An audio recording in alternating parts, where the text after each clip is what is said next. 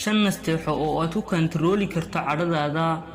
Cadhadu waa shay dabiic ah, laakiin waxaa muhiim ah inaad u kantaroosho qaab dabiici ah, yacni qaab kantarooli ah. haddaba waa kuwa 5 qodob oo aad ku kantarooli karto cadhadaada. 1. Fikir hadalka ka hor. inta aad cadhaysan tahay waxaa laga yaabaa inaad tiraahdo kelmado aad hadhow ka qoomamayso. hadda u kaadi ilbiriqsiyo yar si aad u kulmiso afkaartaada uguna hadasho hadal caadiya. 2. waa inaad istajisaa ka hor cadhadaada. istaji oo qaada nafis iyo istareex ka hor inta aanad u hadlin si cadhaysan, aanadna gelin jawi cakiran iyo dood oo furana u ah cadhada. 3. isku day dhowridda dareenka qofka kale.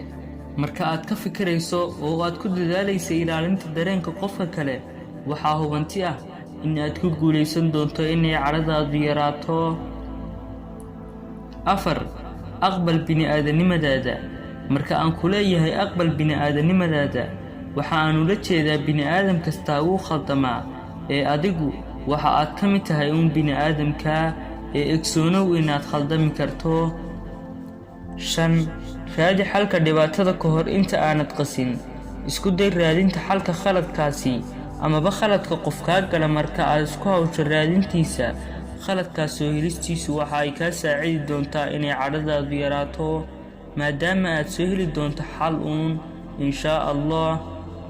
kuwaasi waxa ay ahaayeen 5 nasteexo oo aad ku yarayn karta cadhadaada. wassalaamu calaykum waraxmatullaahi wabarakaatuh.